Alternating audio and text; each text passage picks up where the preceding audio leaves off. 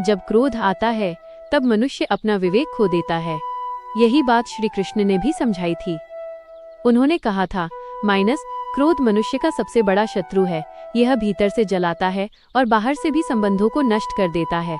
आज मैं आपको एक विस्तृत कथा सुनाता हूँ जिसे आप लगभग 1 घंटे तक अपने वीडियो में सुना सकते हैं। एक बार की बात है, द्वारका में एक युवक था वीरेंद्र। वो बहुत पराक्रमी था, पर उसे बहुत जल्दी क्रोध आ जाता था। छोटी सी बात पर भी उसका चेहरा लाल हो जाता, आवाज ऊंची हो जाती। लोग उससे डरते थे पर प्रेम नहीं करते थे। एक दिन वो राजसभा में किसी छोटी सी गलती पर अपने मित्र पर चिल्ला पड़ा। बात बढ़ गई और मित्रता टूट गई। उसी रात वीरेंद्र बहुत बेचैन हुआ। उसे लगा कि वह अकेला हो गया है। उसी समय द्वारका में अर्जुन आए हुए थे। वीरेंद्र उनके पास पहुंचा और बोला, महारथी अर्जुन, मैं बहुत दुखी हूँ। मुझे बहुत क्रोध आता है, क्या करूँ? अर्जुन मुस्कुराए और बोले, जब मुझे भ्रम हुआ था तब मैंने भी अपने सारथी से मार्ग पूछा था। वे उसे लेकर गए श्री कृष्ण के पास। वीरेंद्र ने चरणों में गिरकर कहा, प्रभु, मेरा क्रोध मेरे जीवन को जला रहा है। श्री कृष्ण ने शांत स्वर में कहा, वीरेंद्र, क्रोध आग की तरह है। आग रसोई में हो तो भोजन बनाती है, पर यदि घर में फैल जाए तो सब जला देती है। तुमने अपने क्रोध को साधन नहीं, स्वामी बना लिया है। वीरेंद्र ने पूछा, प्रभु, इसे कैसे रोकूं? श्री कृष्ण बोले, पहला उपाय मौन। जब क्रोध आए तुरंत उत्तर मत दो, 10 गहरी सांस लो। दूसरा उपाय स्थान परिवर्तन। जिस जगह क्रोध आया वहां से कुछ देर दूर हो जाओ। तीसरा उपाय स्मरण। याद करो कि तुम कौन हो। तुम आत्मा हो, शरीर नहीं। आत्मा शांत है। फिर श्री कृष्ण ने एक उदाहरण दिया। महाभारत के युद्ध में जब परिस्थितियां विपरीत थीं, तब भी मैंने अर्जुन से कहा था, क्रोध से बुद्धि नष्ट होती है, बुद्धि से स्मृति जाती है और स्मृति के बिना मनुष्य पतन को प्राप्त होता है। वीरेंद्र ध्यान से सुन रहा था। श्री कृष्ण आगे बोले, क्रोध तब आता है जब हमारी अपेक्षाएं टूटती हैं, इसलिए अपेक्षा कम करो, स्वीकार अधिक करो। उन्होंने एक और कथा सुनाई। एक साधु नदी किनारे ध्यान कर रहे थे। एक बिच्छू बार बार उन्हें डंक मारता, फिर भी साधु उसे पानी से निकालकर बचाते। किसी ने पूछा, वो आपको डंक मारता है, फिर भी आप उसे बचाते हैं? साधु बोले, डंक मारना उसका स्वभाव है, बचाना मेरा स्वभाव है।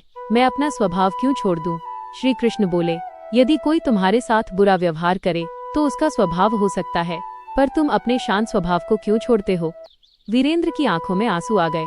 प्रभु ने कहा, क्रोध शक्ति है, यदि उसे सही दिशा दो तो वही क्रोध अन्याय के विरुद्ध साहस बन जाता है, पर यदि उसे मन पर हावी होने दो तो वही क्रोध विनाश बन जाता है।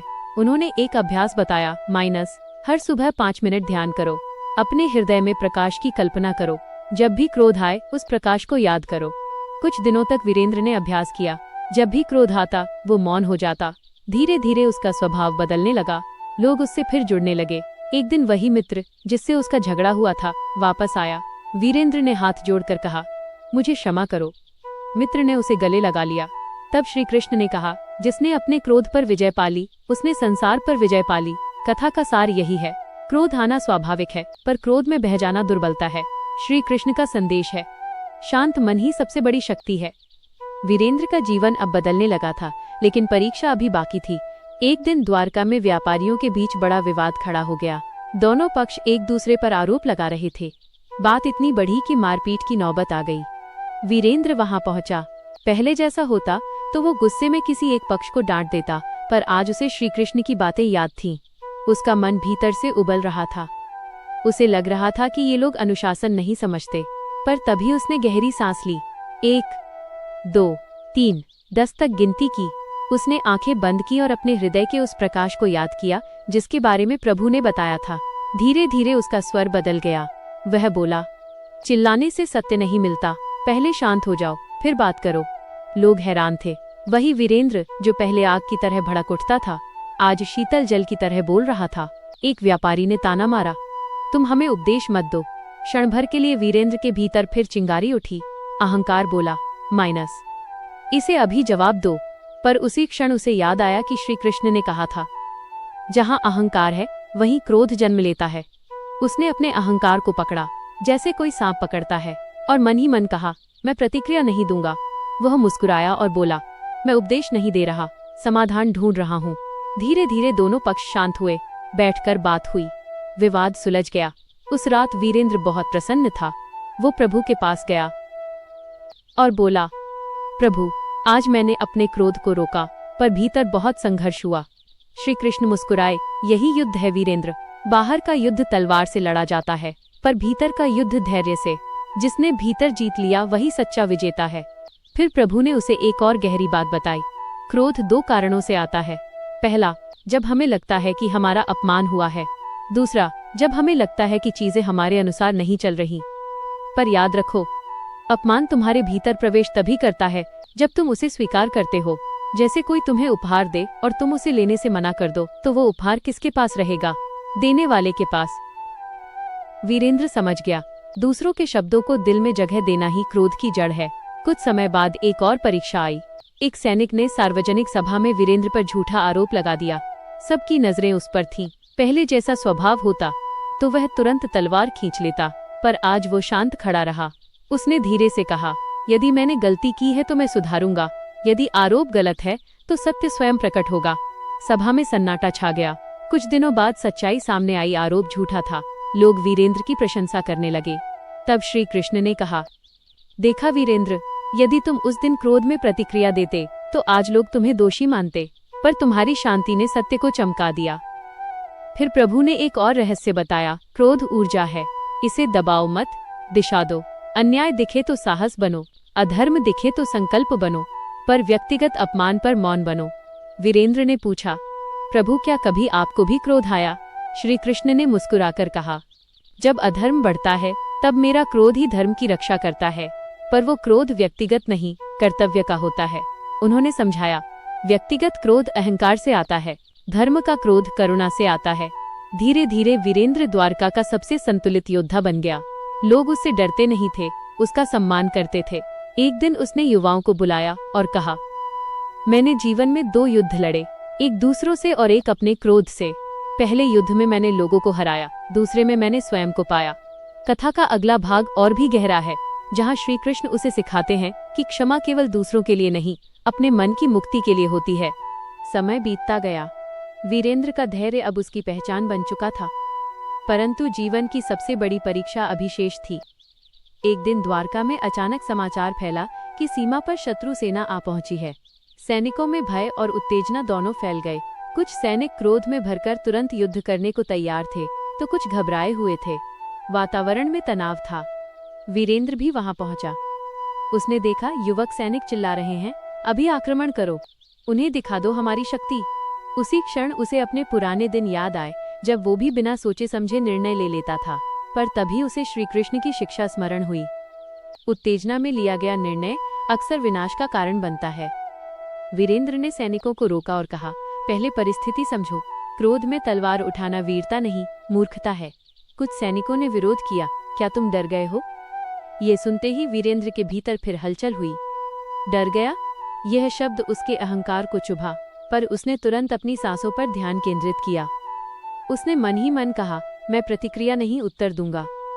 वह शांत स्वर में बोला, साहस का अर्थ है सही समय पर सही निर्णय लेना। बिना योजना के युद्ध करना अपने ही लोगों को संकट में डालना है। उसने संदेश भिजवाया और प्रभु को बुलाया। जब श्री कृष्ण सभा में आए तो सभी शांत हो गए। उनके चेहरे पर वही दिव्य मुस्कान थी। प्रभु ने कहा, जब मन में भय और क्रोध दोनों हों, तब निर्णय स्थगित कर देना ही बुद्धिमानी है। उन्होंने सैनिकों से पूछा, यदि कोई तुम्हें उकसाए और तुम तुरंत प्रतिक्रिया दे दो, तो नियंत्रण किसके हाथ में है, तुम्हारे या उसके? सैनिकों ने सिर झुका लिया। श्री कृष्ण बोले, जो तुम्हें क्रोधित कर सकता है वह तुम्हें नियंत्रित भी कर सकता है, इसलिए पहले स्वयं को संभालो। फिर उन्होंने वीरेंद्र की ओर देखा, आज तुम्हारी परीक्षा थी। तुमने अपने भीतर के तूफान को शांत किया, इसलिए तुम योग्य हो नेतृत्व के। प्रभु ने रणनीति बनाई। जासूस भेजे गए। पता चला कि शत्रु सेना संख्या में कम है और केवल उकसाने आई है। यदि द्वारका की सेना बिना योजना के निकलती तो जाल में फंस जाती। सैनिकों को अब समझ आया कि क्रोध में लिया गया निर्णय कितना घातक हो सकता था। उस रात वीरेंद्र प्रभु के चरणों में बैठा।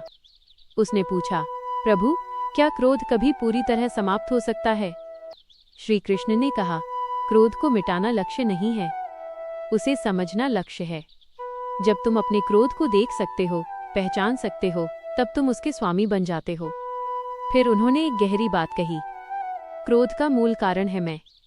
जब मैं को चोट लगती है तो क्रोध उठता है। जब मैं छोटा होता है तो क्रोध बड़ा होता है। जब मैं मिट जाता है तो केवल शांति बचती है। वीरेंद्र ने पूछा, प्रभु मैं कैसे मिटे? प्रभु बोले, सेवा से।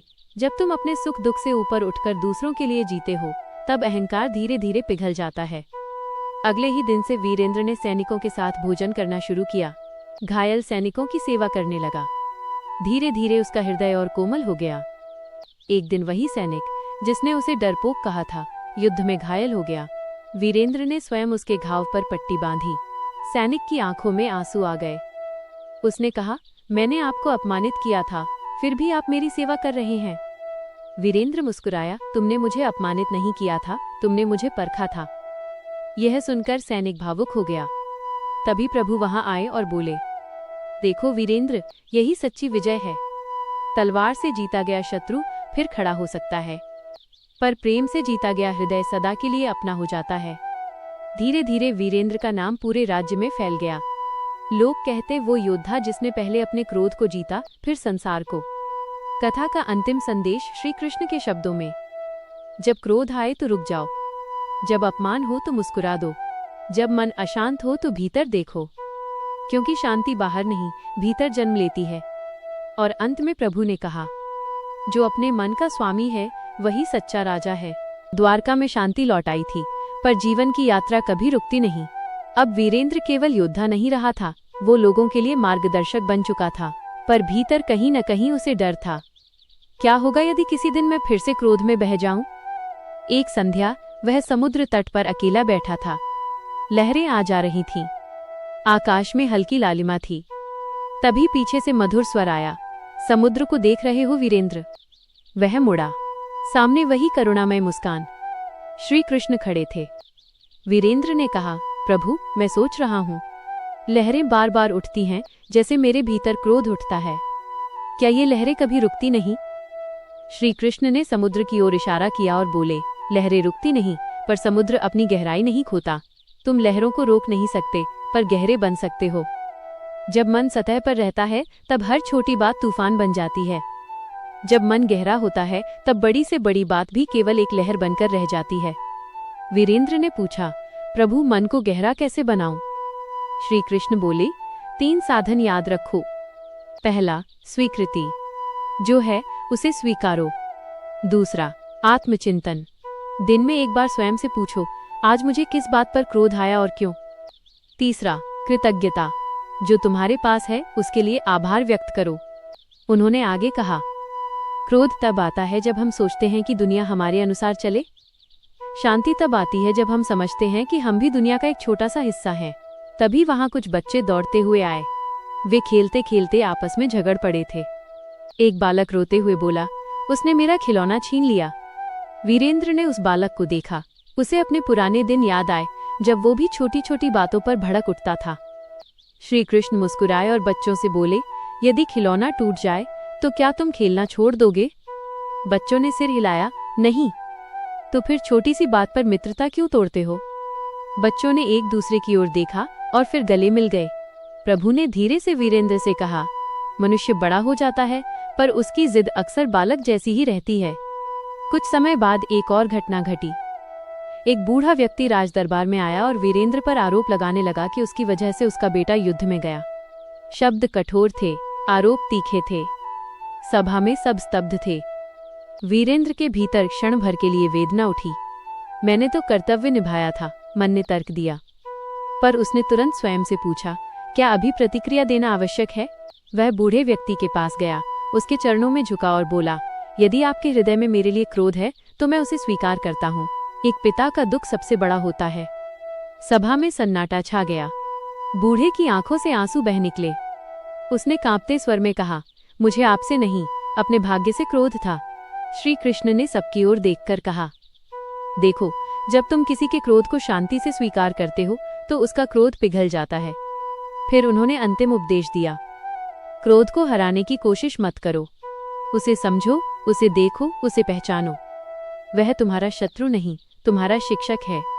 वो बताता है कि अभी भी तुम्हारे भीतर अपेक्षा, अहंकार या भय छिपा है। समय के साथ वीरेंद्र का चेहरा तेजस्वी हो गया। अब उसकी आंखों में आग नहीं, प्रकाश था। एक दिन उसने युवाओं को संबोधित करते हुए कहा, मैंने जीवन में सीखा है, क्रोध आना गलत नहीं, पर क्रोध में निर्णय लेना गलत है। जो व्यक्ति क्षण भर रुक सकता है, वही अपने भाग्य को बदल सकता है। तभी श्री कृष्ण वहां प्रकट हुए और बोले, जो स्वयं को जीत लेता है वही सच्चा विजेता है, और जो अपने मन को मित्र बना लेता है उसे संसार में कोई शत्रु पराजित नहीं कर सकता। और इस प्रकार द्वारका में एक नई शिक्षा फैल गई। शक्ति वो नहीं जो दूसरों को झुका दे, शक्ति वो है जो अपने क्रोध को झुका दे। समय की धारा आगे बढ़ती रही। द्वारका में शांति थी, पर जीवन का अंतिम सत्य हर किसी के सामने कभी न कभी आता है। एक दिन समाचार मिला कि सीमा पर फिर अशांति है। इस बार स्थिति गंभीर थी। वीरेंद्र को सेना का नेतृत्व करना था। जाने से पहले वह प्रभु के पास पहुंचा। सामने वही मधुर मुस्कान, वही करुणा। श्री कृष्ण शांत भाव से बैठे थे। वीरेंद्र ने कहा, प्रभु, अब मैं युद्ध के लिए जा रहा हूँ। मुझे डर नहीं है, पर एक प्रश्न है। यदि युद्ध में कोई मुझे अपमानित करे, उकसाए, तो क्या मैं फिर से क्रोध में बह जाऊंगा? श्री कृष्ण ने उसे पास बुलाया और कहा, वीरेंद्र, याद रखो, क्रोध बाहर से नहीं आता, वह भीतर छिपा रहता है। बाहर की घटना केवल उसे जगाती है। यदि भीतर शांति है तो बाहर का तूफान भी तुम्हें हिला नहीं सकता। उन्होंने अपना हाथ वीरेंद्र के हृदय पर रखा और कहा, जब भी क्रोध उठे 3 प्रश्न पूछना। पहला, क्या ये क्षण स्थायी है? दूसरा, क्या ये प्रतिक्रिया मुझे मजबूत बनाएगी या कमजोर? तीसरा, क्या 5 वर्ष बाद भी ये बात उतनी ही महत्वपूर्ण रहेगी? वीरेंद्र की आंखों में दृढ़ता आ गई। युद्ध आरंभ हुआ। शत्रु सेना ने अपशब्द कहे, ताने दिए, उकसाया। एक योद्धा ने चिल्लाकर कहा, द्वारका के सैनिक डरपोक हैं। कुछ सैनिक भड़क उठे। वे आक्रमण करने को दौड़े, पर वीरेंद्र ने हाथ उठाकर उन्हें रोका। क्षण भर के लिए उसके भीतर भी आग उठी, पर उसी क्षण उसे प्रभु का स्पर्श याद आया। उसने गहरी सांस ली और शांत स्वर में कहा, हम यहाँ सम्मान बचाने नहीं, धर्म की रक्षा करने आए हैं। उसकी शांति ने पूरी सेना को स्थिर कर दिया। रणनीति से युद्ध लड़ा गया, बिना अनावश्यक क्रोध के, बिना अंधे आक्रमण के। अंततः विजय मिली, पर असली विजय बाहर नहीं, भीतर हुई थी। वापस लौटते समय वीरेंद्र के मन में गहरा संतोष था। उसने महसूस किया कि अब क्रोध उस पर हावी नहीं होता। वो आता है, पर ठहरता नहीं। द्वारका लौटकर उसने प्रभु के चरणों में प्रणाम किया और कहा, प्रभु, अब समझ आया, क्रोध को हराना नहीं, उसे साधना होता है। श्री कृष्ण ने कहा, जब तक मनुष्य जीवित है, भावनाएं रहेंगी, पर जो उन्हें दिशा देना सीख लेता है, वही योगी है। फिर उन्होंने अंतिम, अत्यंत गहरा संदेश दिया, मन को वश में करना ही सच्चा योग है। जो व्यक्ति अपने क्रोध को करुणा में बदल देता है, वो संसार में प्रकाश फैलाता है। धीरे धीरे वीरेंद्र वृद्ध हुआ। एक दिन उसने युवाओं को अंतिम बार संबोधित किया। उसने कहा, मैंने जीवन में 2 गुरुओं से सीखा। पहला, मेरा क्रोध। दूसरा, मेरे प्रभु। क्रोध ने मुझे दिखाया कि मैं कहाँ कमजोर हूँ। प्रभु ने सिखाया कि मैं कैसे मजबूत बनूं। सभा में सन्नाटा था।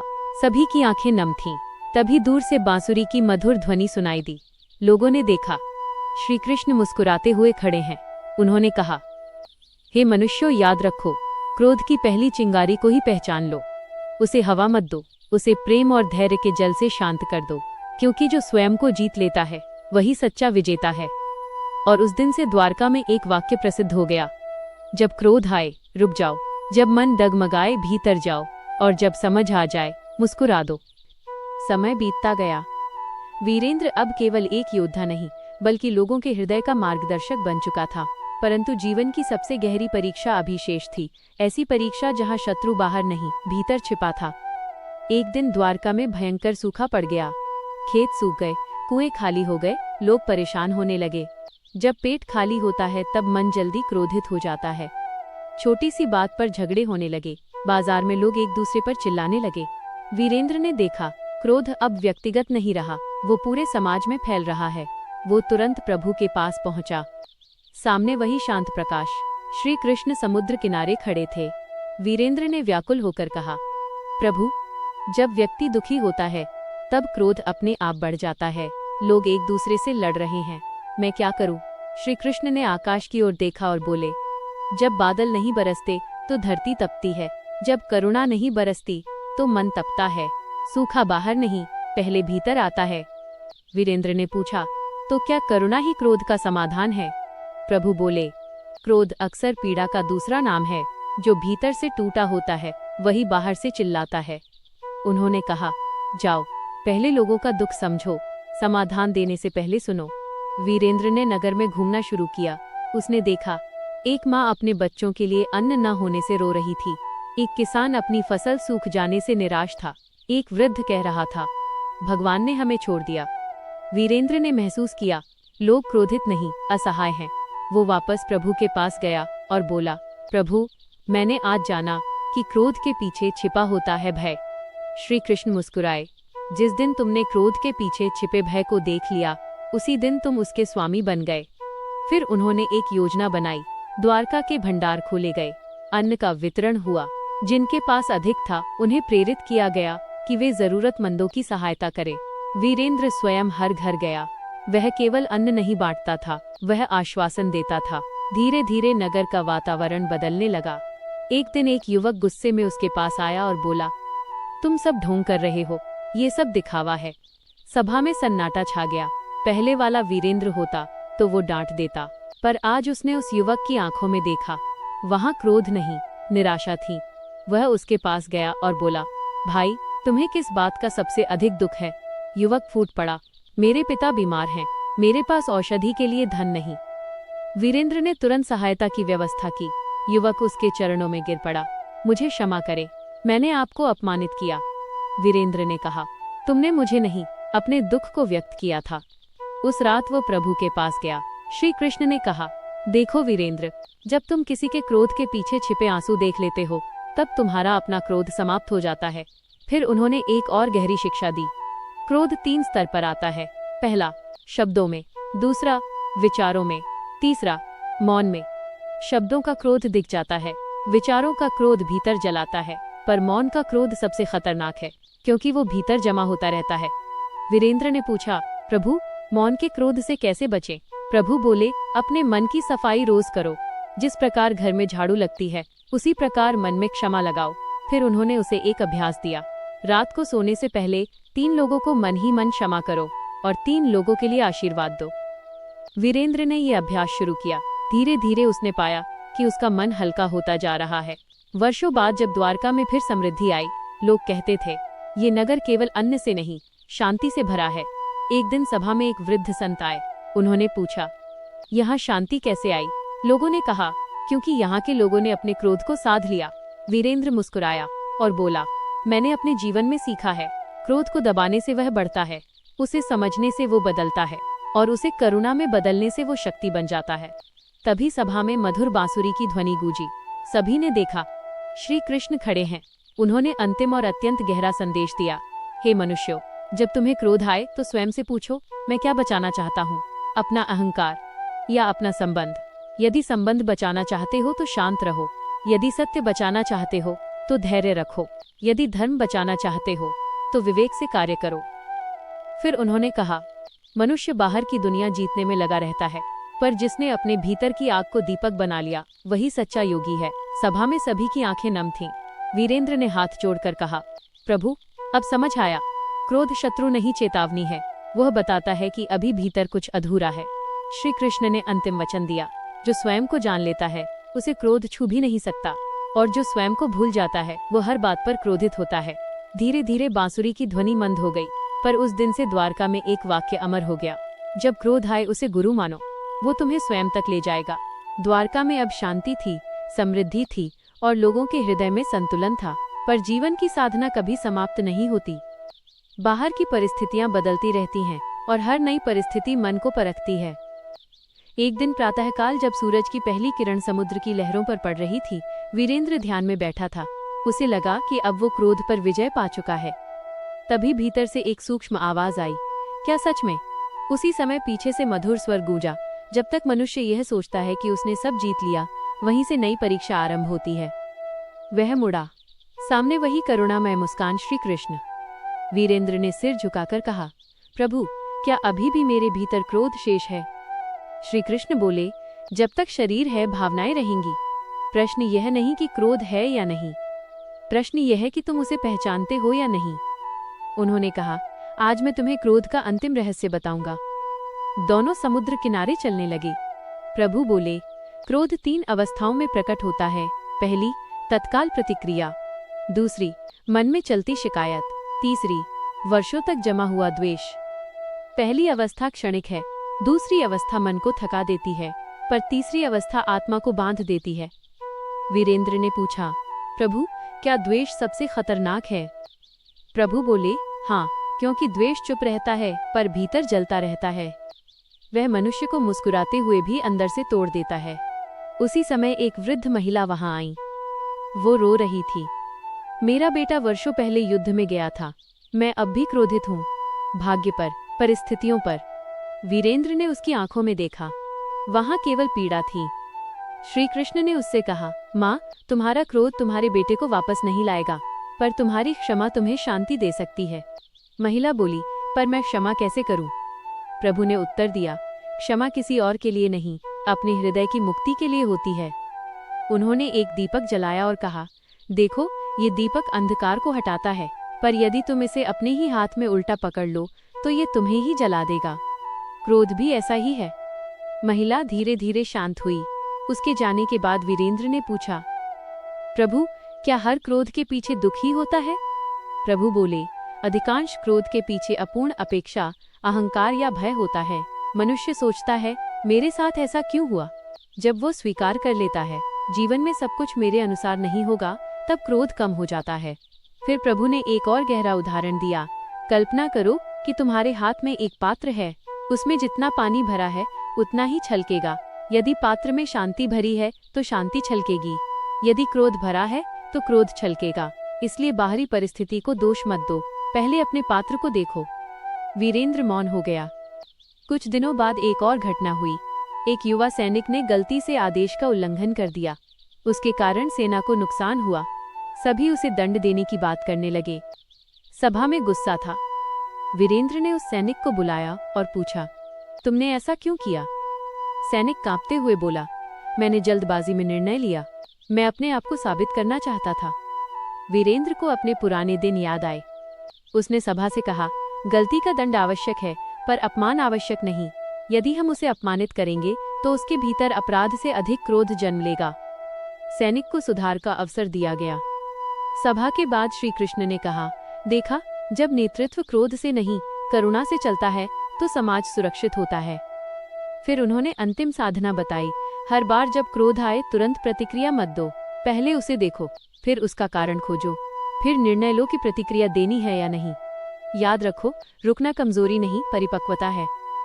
समय बीतता गया। वीरेंद्र वृद्ध हो गया। एक दिन उसने युवाओं को अंतिम बार बुलाया। उसने कहा, मैंने जीवन में 3 बातें सीखी। पहली, क्रोध को पहचानो। दूसरी, उसे समझो। तीसरी, उसे प्रेम में बदलो। जब कोई तुम्हें अपमानित करे तो सोचो, क्या मैं अपना स्तर गिराऊंगा या उसे अपने स्तर तक उठाऊंगा? सभा में सन्नाटा था। तभी दूर से बांसुरी की मधुर ध्वनि आई। सभी ने देखा, श्री कृष्ण खड़े हैं दिव्य प्रकाश में। उन्होंने अंतिम वचन दिया, हे मनुष्यों, क्रोध को मिटाने का प्रयास मत करो, उसे साधो, उसे दिशा दो, उसे धर्म का सेवक बनाओ, स्वामी नहीं। जो अपने मन का राजा बन जाता है, उसे संसार का कोई अपमान हिला नहीं सकता। और जो हर परिस्थिति में शांत रह सकता है, वही सच्चा योगी है। धीरे धीरे बांसुरी की ध्वनि आकाश में विलीन हो गई, पर संदेश अमर हो गया। क्रोध आए तो रुक जाओ, रुको तो समझ आ जाएगी, समझ आ जाए तो शांति मिल जाएगी, और शांति मिल जाए तो जीवन धन्य हो जाएगा। यही श्री कृष्ण की अमर वाणी है। यही आत्मविजय का मार्ग है। यही सच्ची शक्ति है। रात गहरी हो चुकी थी। द्वारका के महल शांत थे। समुद्र की लहरें धीमे धीमे तट को छू रही थीं। वीरेंद्र अपने कक्ष में बैठा था, पर उसके भीतर हलचल थी। उसने जीवन भर क्रोध को समझा, साधा, दिशा दी, पर आज उसके मन में एक नया प्रश्न उठा, क्या मैं सच में मुक्त हो गया हूँ? उसी क्षण एक मधुर बांसुरी की ध्वनि ने सन्नाटे को चीर दिया। वो ध्वनि केवल कानों से नहीं, हृदय से सुनी जाती थी। वीरेंद्र तुरंत बाहर आया। चंद्रमा की रोशनी में खड़े थे श्री कृष्ण। वीरेंद्र ने प्रणाम किया और बोला, प्रभु, मैंने क्रोध को रोका, समझा, बदला, पर कभी कभी मन के बहुत भीतर एक हल्की चिंगारी अब भी महसूस होती है। क्या ये भी समाप्त होगी? श्री कृष्ण मुस्कुराए, वीरेंद्र, जब तक मन है तरंगे रहेंगी। पर अब तुम तरंग नहीं, सागर हो चुके हो। चिंगारी उठती है पर तुम्हें जला नहीं पाती। यही साधना की परिपक्वता है। वे दोनों समुद्र तट पर बैठ गए। प्रभु बोले, आज मैं तुम्हें क्रोध का सबसे सूक्ष्म रूप बताऊंगा, मौन अहंकार। जब मन कहे मैं अब शांत हूँ, मैं दूसरों से बेहतर हूँ, वही छिपा हुआ क्रोध है, क्योंकि वहां तुलना है। वीरेंद्र चौंका। तो क्या शांति पर भी गर्व नहीं करना चाहिए? प्रभु बोले, शांति पर गर्व करोगे तो वह भी अशांति बन जाएगी। साधना का फल नम्रता है, श्रेष्ठता का भाव नहीं। अगले दिन द्वारका में एक सभा हुई। दूर दूर से लोग आए थे। एक युवा साधक ने वीरेंद्र से पूछा, गुरुदेव, यदि कोई बार बार हमें अपमानित करे तो क्या हर बार क्षमा करना चाहिए? क्या इससे लोग हमें कमजोर नहीं समझेंगे? सभा में सन्नाटा छा गया। वीरेंद्र ने शांत स्वर में कहा, क्षमा का अर्थ यह नहीं कि अन्याय सहते रहो। क्षमा का अर्थ है मन में द्वेष न रखना, और अन्याय का सामना करना बिना क्रोध के भी संभव है। तभी सभा में श्री कृष्ण प्रकट हुए। उन्होंने कहा, धर्म और दुर्बलता में अंतर है। यदि तुम भय से चुप हो तो वह दुर्बलता है, यदि तुम विवेक से शांत हो तो वो शक्ति है। फिर उन्होंने एक कथा सुनाई। एक बार एक वृक्ष था, आंधी आई, तूफान आया। जो वृक्ष कठोर था वह टूट गया, जो लचीला था वो झुक गया और बच गया। क्रोध कठोरता है, शांति लचीलापन है। सभा में बैठे लोगों के हृदय में ये बात उतर गई। कुछ समय बाद एक गंभीर घटना घटी। द्वारका के एक मंत्री ने विश्वासघात किया। वह शत्रु से मिल गया। जब ये बात सामने आई तो पूरा नगर क्रोध से भर उठा। लोग चिल्लाने लगे, उसे दंड दो, कठोर दंड। वीरेंद्र के सामने कठिन निर्णय था। उसने मंत्री को बुलाया और पूछा, तुमने ऐसा क्यों किया? मंत्री ने सिर झुकाकर कहा, मेरे मन में वर्षों से शिकायत थी कि मुझे सम्मान नहीं मिला। वो शिकायत धीरे धीरे क्रोध में बदली और क्रोध ने मुझे अंधा कर दिया। सभा स्तब्ध थी। वीरेंद्र ने लोगों से कहा, देखो, दबा हुआ क्रोध अंततः विनाश लाता है। फिर उसने मंत्री को दंड दिया, पर अपमानित नहीं किया। दंड न्यायपूर्ण था, पर उसमें प्रतिशोध नहीं था। उस रात वीरेंद्र ने प्रभु से पूछा, प्रभु, क्या न्याय करते समय भी मन पूरी तरह शांत रह सकता है? श्री कृष्ण बोले, जब निर्णय धर्म के लिए हो, न कि व्यक्तिगत भाव से, तब मन शांत रहता है। याद रखो, प्रतिशोध में गर्मी होती है, पर न्याय में स्पष्टता होती है। वर्ष बीतते गए। अब वीरेंद्र वृद्ध हो चुका था। उसके बाल सफेद थे, पर चेहरा तेजस्वी था। एक दिन उसने युवाओं को अंतिम शिक्षा देने का निश्चय किया। सभा में उसने कहा, मैंने जीवन में 3 युद्ध लड़े। पहला, परिस्थितियों से। दूसरा, लोगों से। तीसरा, अपने मन से।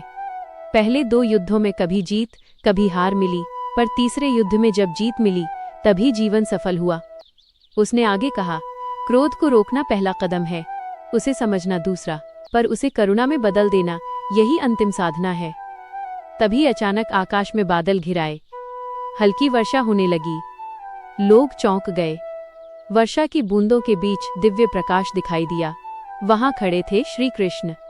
उन्होंने अंतिम उपदेश दिया, हे द्वारकावासियों, जीवन तुम्हें बार बार परखेगा, कभी अपमान से, कभी हानि से, कभी अन्याय से। हर बार तुम्हारे भीतर क्रोध उठेगा, पर उस क्षण रुक जाना, एक सांस लेना और स्वयं से पूछना, क्या मैं आग बनूंगा या दीपक? आग सब कुछ जला देती है, दीपक अंधकार मिटा देता है। तुम्हारे हाथ में चुनाव है। धीरे धीरे वर्षा थम गई। प्रकाश विलीन हो गया। वीरेंद्र ने आकाश की ओर देखा और मुस्कुराया। अब उसके भीतर कोई प्रश्न नहीं था, कोई द्वंद्व नहीं था, केवल शांत स्वीकृति थी। अपने अंतिम दिनों में उसने यही संदेश फैलाया, क्रोध आए तो उसे पहचानो, पहचानो तो उसे थामो, थामो तो उसे दिशा दो, और दिशा दो तो उसे प्रेम में बदल दो। लोग कहते थे, वो योद्धा जिसने तलवार से अधिक अपने मन को साधा। और इस प्रकार ये शिक्षा अमर हो गई। मन पर विजय ही सबसे बड़ी विजय है। यही श्री कृष्ण की वाणी है, यही जीवन का सार है, यही